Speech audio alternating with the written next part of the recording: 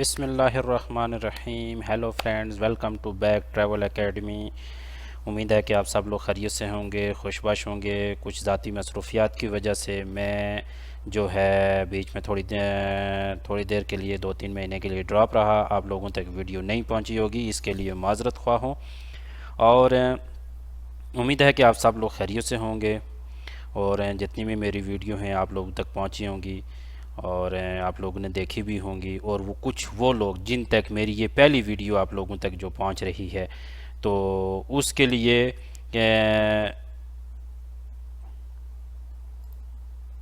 उनके लिए I will advice you कि अगर वो पहली मेरी वीडियो देख रहे हैं तो उनके लिए यह है को पहले जाके मेरी 1 बाय 1 पार्ट फेस्ट से लेकर तमाम वीडियो देखें, ताकि उनको जो आज का जो टॉपिक है ये बहुत ही इम्पॉर्टेंट टॉपिक है। और इसमें मैं आपको जो बताने वाला हूँ वो है कि टिकट कैसे इशू किया जाता है।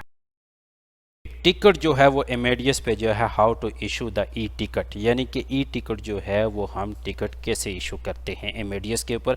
आज का ये जो टॉपिक है बहुत ज़बरदस्त है और आप लोगों के लिए जो है बहुत इंपॉर्टेंट है। वो हजरात जो मैसन पहली दफ़ा देख रहे हैं ये वीडियो शायद उनको समझ ना आए, लेकिन ये है कि उन भाइयों के लिए मैसन जो पहली दफ़ा देख रहे हैं और वो जाके स्टेप बाय स्टेप जो है वो मेरे तमाम जितने भी पार्ट्स हैं पहले की ट्रेनिंग के वो शुरू से देखें। तो विदाउट एनी वेस्टिंग टाइम हम जो है वो अपनी वीडियो स्टार्ट करते हैं। जैसा कि स्क्रीन के ऊपर आपको नज़र भी आ रहा होगा कि how to issue the e ticket, कि यानी ई टिकट जो है वो हम आज एमएडीएस पे इशू कैसे करते हैं वो आज इंशाल्लाह हम सीखेंगे। तो ये है कि कुछ लोग जो है वो सम पीपल जो है I will give to lot of people, यानी कुछ लोग जो हैं वो सीख कर आते हैं मसलन किसी इदारे से, किसी इंस्टीट्यूट से, ठीक है, या फिर किसी एजेंसी के अंदर जाते हैं, कुछ अर्सा वहाँ पे लगाते हैं, वो सीखते हैं, फिर फील्ड के अंदर आते हैं। और ये मुख्तलिफ़ कैटेगरीज़ हैं लोगों की जो मसलन इस तरह से सीखते हैं। तो इंशाल्लाह आज की जो इस ट्रेनिंग में है कि आपको पता ही है कि जब टिकट इशू किया जाता है तो उसके लिए पे करना पड़ता है। तो ज़रा पे करने के बगैर टिकट तो इशू नहीं होगा, तो उसके लिए जो है हमें पे करना पड़ता है टिकट इशू करने के लिए। And that of very so now idea what did not your mind या what did not my mind, why to not give it free,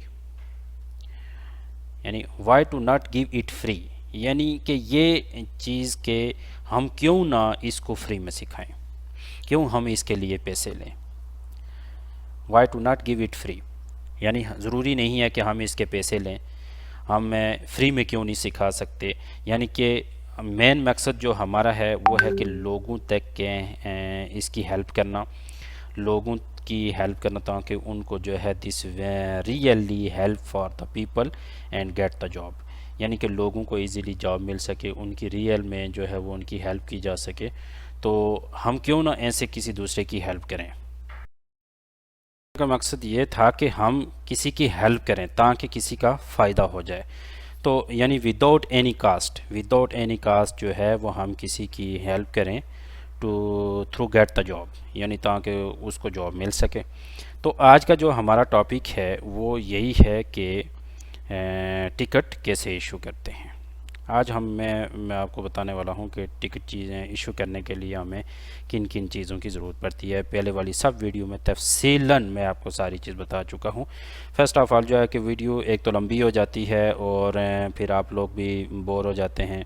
तो मेरी आप लोगों से एक गुजारिश होती रहती है कि जब भी आप वीडियो देखें, अगर आप लोगों को मेरी वीडियो पसंद आ रही है, इस वीडियो से आप लोगों को कोई हेल्प मिल रही है, आपको फ़ायदा आ रहा है, तो मैं आपसे कोई पैसे नहीं मांग रहा हूँ या मैं आपसे कोई चार्ज नहीं कर रहा हूँ, फ़ी नहीं चार्ज कर रहा हूँ। तो जस्ट मेरी एक आप लोगों से ये रिक्वेस्ट होती है कि if you like this video you can click the bell icon button and like the button and subscribe my channel and share my your friend. तो यानी ये है कि आप मेरे वीडियो को लाइक कीजिए, सब्सक्राइब कीजिए और बेल आइकन बटन पे ज़रूर क्लिक कीजिए, ताकि लेटेस्ट आने वाली जितनी भी वीडियो हैं वो आप लोगों तक पहुंचती रहें। और अपने दोस्तों से लाजिम शेयर करें ताकि किसी का भी हेल्प हो सके और उसको इजीली यहाँ से सीख करें जॉब मिलने में आसानी हो सके। तो ये है कि मैं एक अवेलेबिलिटी लेता हूँ।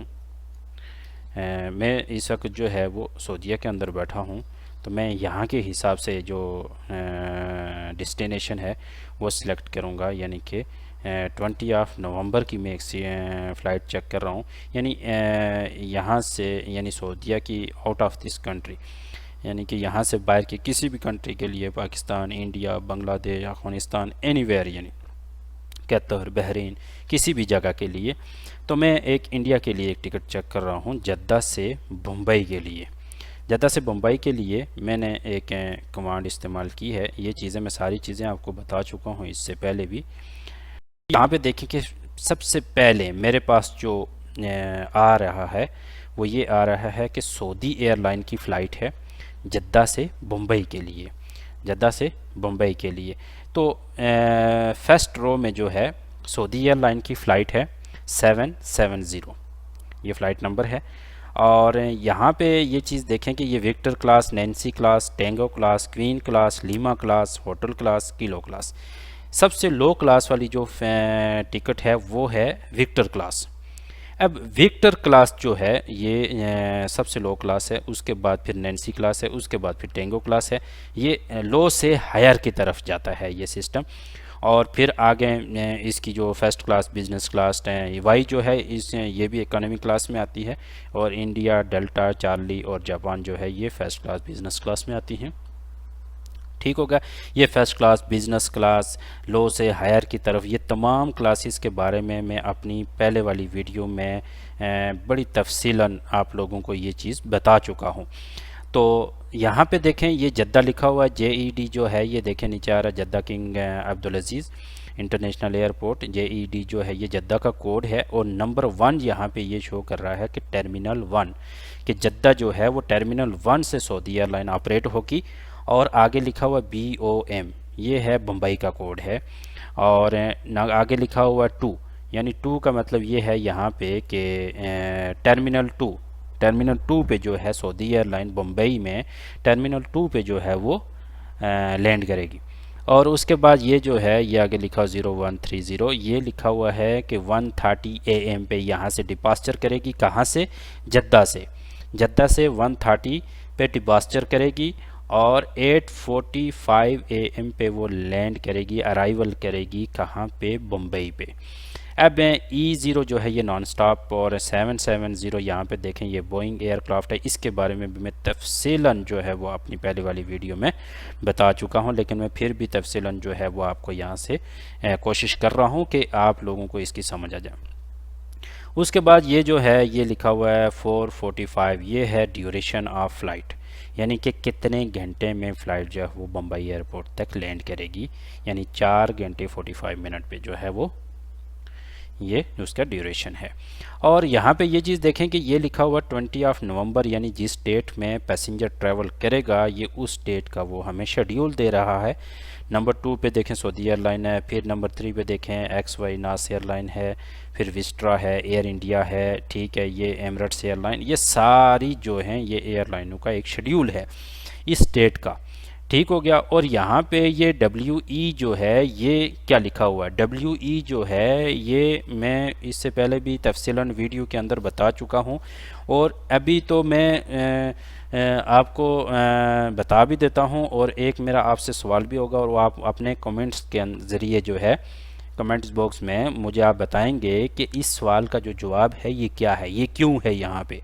तो एक छोटा सा सवाल होगा मेरा आपसे, तो ये है कि ये जो WE है ये मैं आपको यहाँ पे बता देता हूँ कि बग़ैर किसी वजह के, आपको तो नहीं पता ना, अभी ये नवंबर की, अभी मैं जुलाई में बैठा हुआ हूँ और ये नवंबर की मैं टिकट चेक कर रहा हूँ। और 20 नवंबर, आपको क्या पता नवंबर 20 नवंबर को जो है वो कौन सा डे आता है?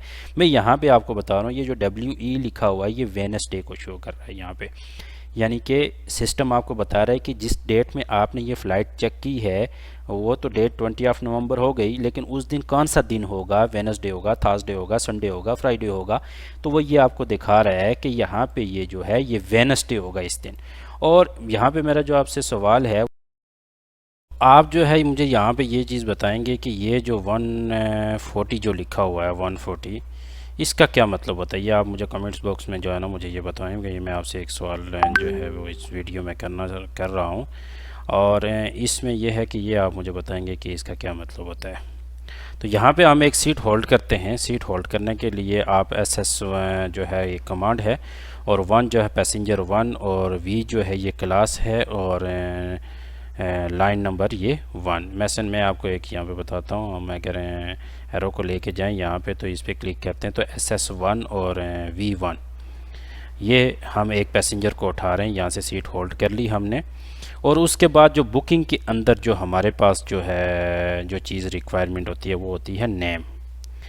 NM1 ये कमांड है, और इसके बाद हम नाम डाल लेते हैं इसमें KHAN खान, और रोज़ी ROZI रोज़ी, और मिस्टर।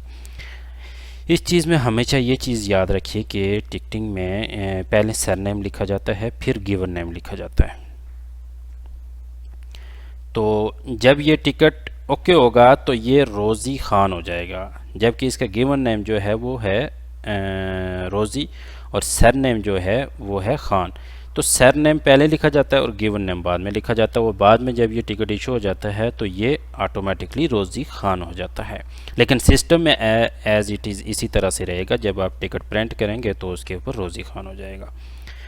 तो इसको हम इंटर करते हैं। दूसरी बात ये कि हम अपनी ट्रैवल एजेंसी का जो है कॉन्टैक्ट नंबर डिटेल वगैरह वो इंटर करते हैं। मैंने यहाँ पे ऑलरेडी सेव की हुई है इसमें, तो आप अगर लिखना चाहें तो वो भी टाइप कर सकते हैं। AP इंटर करेंगे तो ये देखें, ये इसमें जो हमारी ट्रैवल एजेंसी का contact number, travel club, travel agency, ठीक है, ये इसमें आ जाता है। उसके बाद इसमें आता है कि पैसेंजर का कॉन्टैक्ट नंबर। पहले AP से इंटर होता था पैसेंजर का कॉन्टैक्ट नंबर, अभी AP से नहीं, अभी थोड़ा अपग्रेड कर दिया उन्होंने। तो इसके लिए हम एक कमांड यूज़ करते हैं SRCTCMYY, नेम की 00966। जिस कंट्री का भी आप मोबाइल नंबर डालेंगे उसका कोड होगा, जिस कंट्री में जो भी मोबाइल नंबर वो यूज़ कर रहा है। मैं उसके बाद हम इसमें नंबर डायल कर लेते हैं, ठीक है, स्लैश। उसके बाद as a passenger English speaking है, अरबिक स्पीकिंग है, जो भी है वो यहाँ पे हमें लिखना पड़ेगा। अगर इंग्लिश स्पीकिंग है तो EN लिखेंगे, और स्लैश जो है P1 लिखेंगे। अगर अरबिक स्पीकिंग है तो यहाँ पे EN की जगह AR लिखेंगे, और P1 करेंगे तो इंटर करेंगे तो ये हमारे पास उसका कॉन्टैक्ट नंबर, ताकि एयरलाइन अगर किसी वजह से अगर फ़्लाइट डिले हो जाती है या कैंसिल होती है तो वो इस कॉन्टैक्ट के ऊपर जो है वो कॉल करेंगे और पैसेंजर को इन्फॉर्म करेंगे। तो उनको सिस्टम को, एयरलाइन को पता होना चाहिए कि एज ये पैसेंजर जो है वो इंग्लिश स्पीकिंग है या अरबिक स्पीकिंग है। अगर अरबिक स्पीकिंग होगा तो वो ज़ाहिर अरबिक स्पीकिंग वाला ही उसके साथ बात करेगा। अगर इंग्लिश स्पीकिंग वाला है तो वो इंग्लिश स्पीकिंग वाला उसके साथ इंग्लिश स्पीकिंग में बात करेगा। यहाँ तक तो बात उम्मीद है कि आपको समझ आ गई होगी। यहाँ तक आपको बात समझ में आ गई होगी। उसके बाद हम इसमें डालते हैं email address. Email address as a आप पैसेंजर का भी डाल सकते हैं, पैक्स का भी डाल सकते हैं, आप अपना भी डाल सकते हैं। ज़्यादातर मोस्टली जो है वो ट्रैवल एजेंट अपना ईमेल एड्रेस डालते हैं, SRCTCEYY नेम की। उसके बाद ईमेल एड्रेस डाल लेते हैं। यहाँ पे @ नहीं डालेंगे, यहाँ पे स्लैश डालेंगे। स्लैश डालेंगे, @ डालेंगे तो ये एक्सेप्ट नहीं करेगा। यहाँ पे स्लैश डालेंगे, ठीक हो गया। उसके बाद जीमेल, जो भी ईमेल है आपका वो डाल सकते हैं, लेकिन यहाँ पे @ की जगह स्लैश आएगा। ये ओके हो गया। उसके बाद हम इसमें टाइम लिमिट डालते हैं, TK, ओके।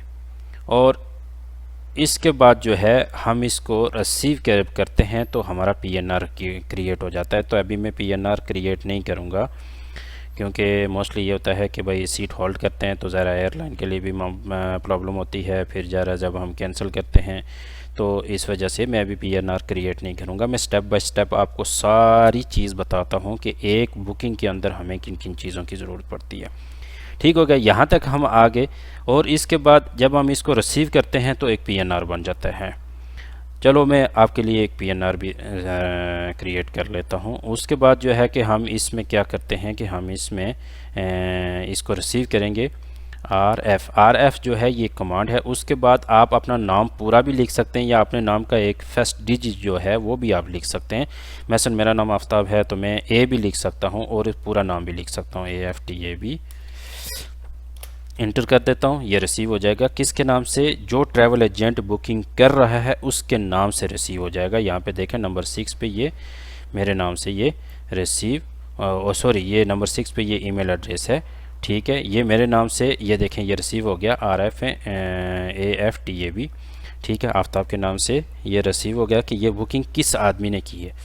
तो बहरहाल ये आपका अपना यूज़र भी होता है, तो ज़रा यूज़र से पता चल जाता है कि ये जो यूज़र आईडी है वो कौन यूज़ कर रहे हैं, किसके नाम पे है। तो वो ऐसा भी होता है। RFM या RFA भी लिख सकते हो, जस्ट एक अपने नाम का फर्स्ट डिजिट भी आप लिख सकते हैं इसमें। उसके बाद ER करते हैं।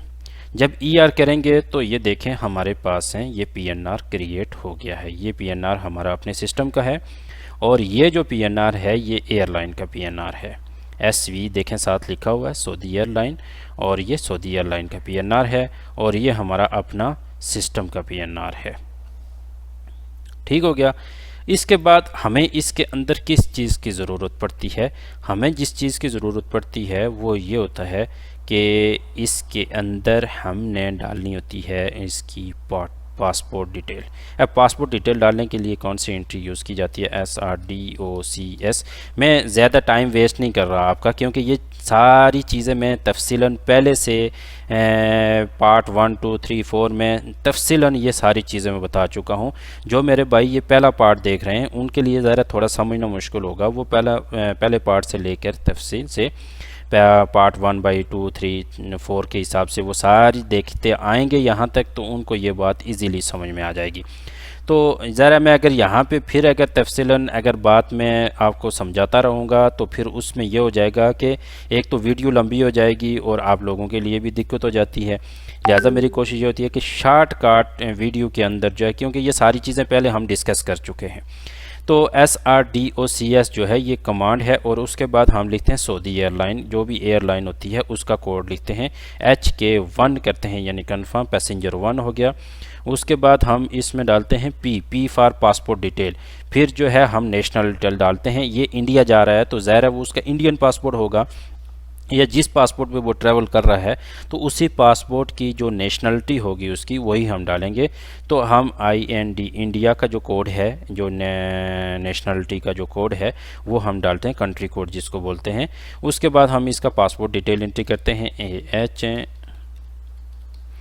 और उसके बाद जो है फिर नेशनलिटी डालेंगे, ठीक है, कौन सी नेशनलिटी से रिलेटेड है। उसके बाद उसकी हम डेट ऑफ बर्थ डालेंगे, ठीक हो गया। उसके बाद जो है हम इसका डालेंगे, ये मेल है फीमेल है, M for male, F for female, ठीक हो गया। ये इसको शो करेगा, ये मेल है तो मेल जो है वो हम लिखेंगे। उसके बाद पासपोर्ट की एक्सपायरी डेट हम लिखते हैं 10 जून 28। अब ये 28 मैंने क्यों लिखा और यहाँ पे 88 मैंने क्यों लिखा? ये 88 जो है ये 1988 की इसकी डेट ऑफ बर्थ है।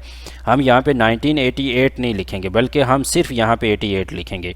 अब यहाँ पे 2028 को इसकी पासपोर्ट की एक्सपायरी डेट हो रही है और हम यहाँ पे 2028 नहीं लिखेंगे बल्कि सिर्फ 28 लिखेंगे नेम की। और यहाँ से हम इसका जो नाम है वो यहाँ से कॉपी करेंगे, आप टाइप भी कर सकते हैं, आपकी मर्ज़ी है, जैसे आपको इजी लगता है। यहाँ पे पेस्ट कर दिया, नेम की H ये कमांड है और /P1 पैसेंजर 1 इंटर करेंगे और ये पासपोर्ट डिटेल इसके अंदर इंटर हो जाती है। फिर हम इसको रिसीव करेंगे, सेव करेंगे यानी, और यानी सॉरी मैं RFM लिख रहा हूँ क्योंकि मेरा नाम मोहम्मद आफ्ताब है तो मैं M लिखता हूँ, तो आफ्ताब भी आप लिख सकते हैं। जैसे मसलन आपके नाम का जो फर्स्ट डिजिट है या जैसे भी आप लिखना चाहते हैं आप लिख सकते हैं, कोई इसमें प्रॉब्लम नहीं है, ठीक है। यहाँ पे मुझसे वो एक चीज़ मांग रहा है कि ये हमारे सिस्टम का एक थोड़ा सा है, ये हर एक के सिस्टम में शायद नहीं होता, लेकिन कुछ सम सिस्टम में ये चीज़ होती है। ये यहाँ पे हम एक कोड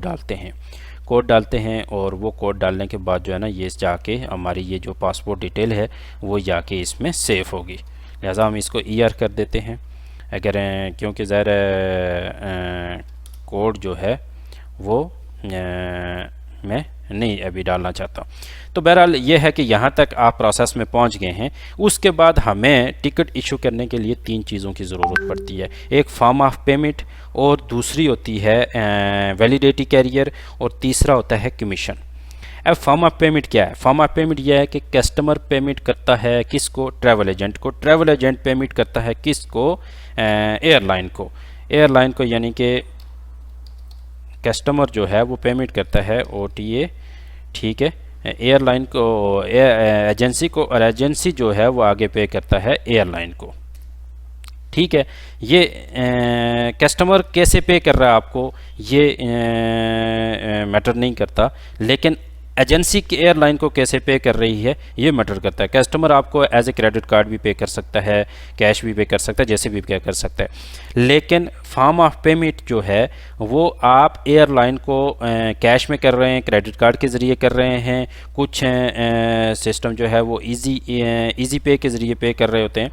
उसमें ये होता है कि आप जो है एयरलाइन को मोस्टली जो 90% जो ट्रैवल एजेंट हैं वो कार्ड के ज़रिए ही पेमेंट करते हैं, क्रेडिट कार्ड के ज़रिए या कार्ड के ज़रिए पेमेंट करते हैं, और कस्टमर आपको जैसे तैसे भी पे करता है, वो उसका मसला नहीं है।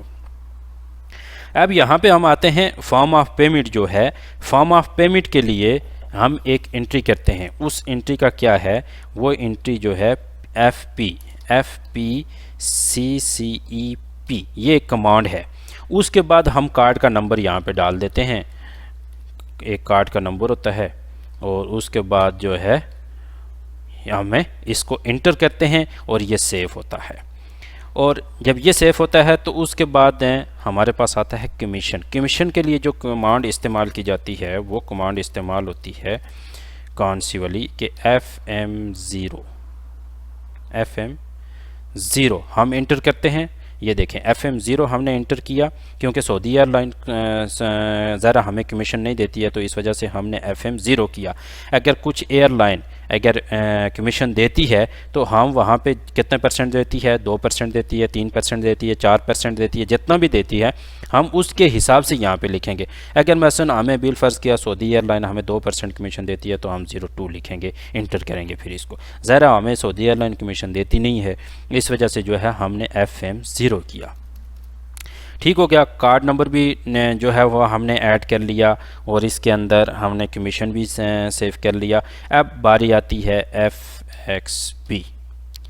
अब यहाँ पे मैं आपको एक बात समझाना चाहता हूँ। FXB, FXR और FXP, FXA, ये जो कमांड्स हैं, इन कमांड्स के बारे में मैं तफसीलन पहले 1-2 वीडियो बना चुका हूँ, बल्कि पार्ट 1 पार्ट 2 तीन मेरा ख्याल है मैं वीडियो बना चुका हूँ इस बारे में, और तफसीलन इसके बारे में, इन कमांडोज़ के बारे में मैं आपको बता भी चुका हूँ।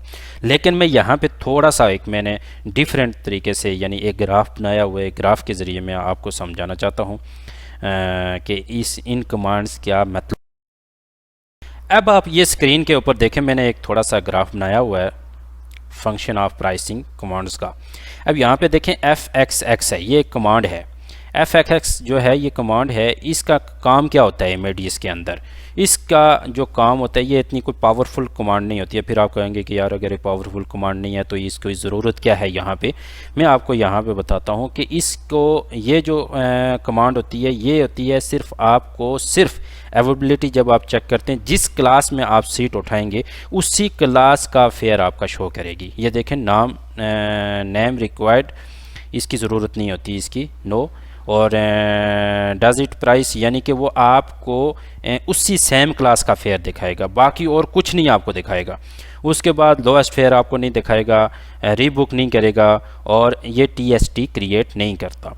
यानी यहाँ पे ये है कि मसन कि मार्केट के अंदर मसन एक चीज़ बिक रही है 500 रुपये की, ये हमें सिर्फ जिस चीज़ को आप जहाँ से उठाएंगे, जिस शॉप से उठाएंगे, अगर वहाँ पे 500 की है तो ये वहाँ पे सिर्फ आपको वही 500 ही दिखाएगा, जबकि मार्केट में हो सकता है 450 का भी रेट चल रहा हो।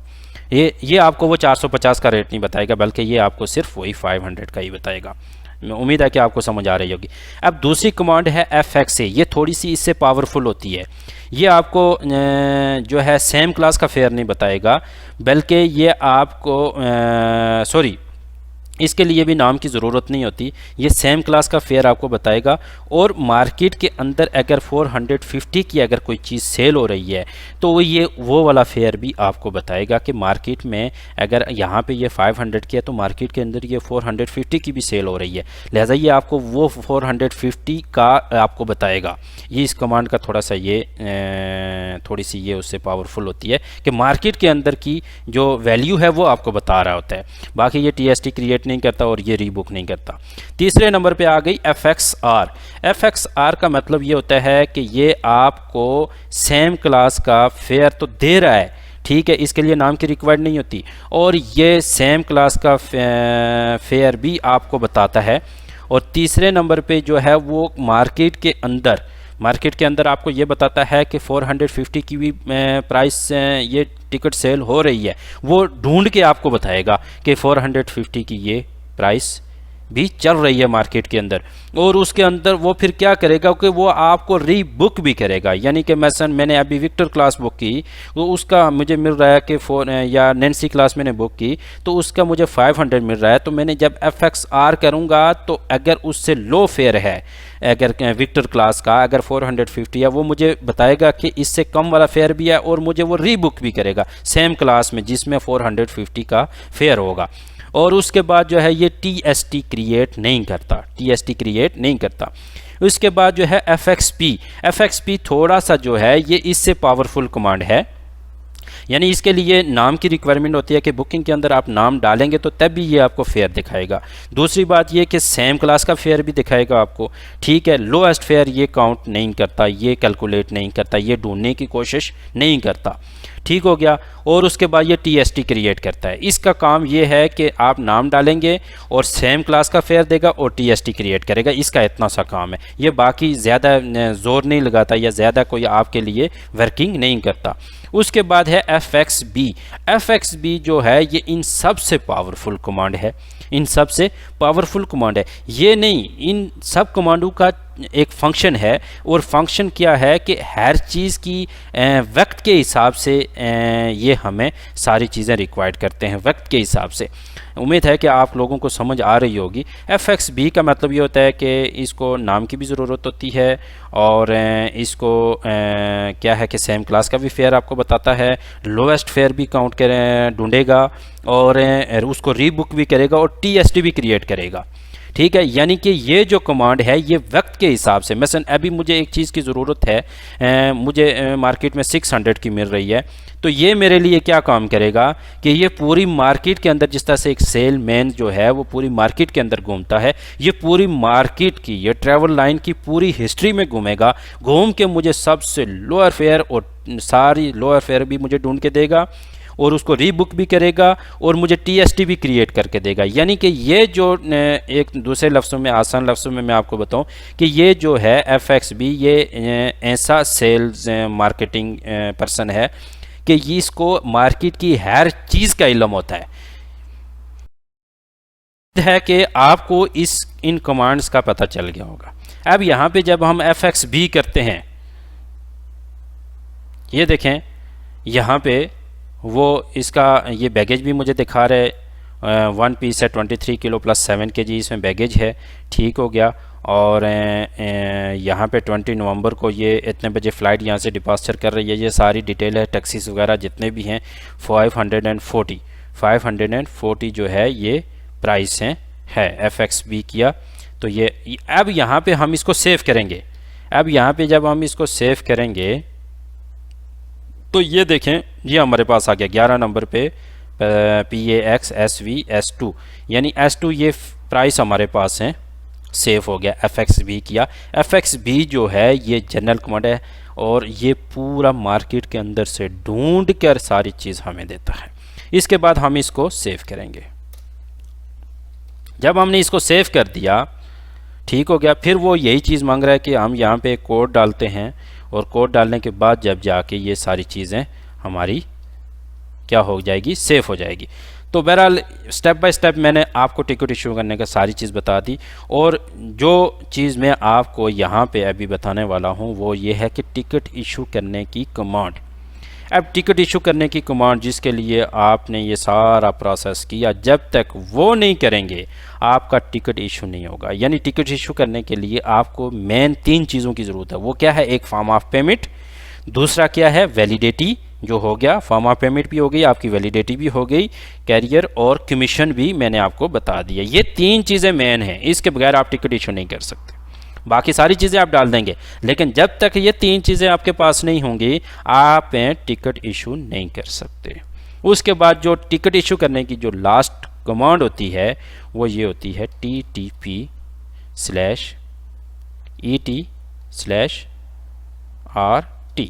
अगर RT आप ना भी करो, ET आप ना भी करो तो कोई मसला नहीं, आप TTP करके इंटर कर सकते हो, आप TTP करके इंटर कर सकते हो, आपका टिकट इशू हो जाएगा।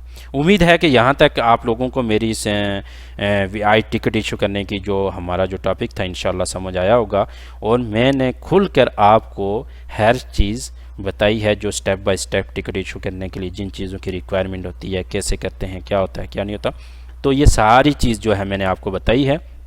उम्मीद है कि इंशाल्लाह आपको समझ आई होगी। तो मैं आपसे कोई पेमेंट नहीं मांग रहा हूँ, कोई ट्रेनिंग की फ़ीस नहीं मांग रहा हूँ, मेरी बस आप सब लोगों से यही एक रिक्वेस्ट होती है कि मेरे चैनल को लाजिम लाइक कीजिए, सब्सक्राइब कीजिए और बेल आइकन के बटन के ऊपर ज़रूर क्लिक कीजिएगा, ताकि लेटेस्ट आने वाली जितनी भी वीडियो आप लोगों तक पहुँचती रहें, और अपने दोस्तों के साथ भी शेयर कीजिएगा ताकि किसी दूसरे का भी फ़ायदा हो जाए। और मुझे भी अपनी दुआ में याद रखिएगा। अल्लाह हाफिज़।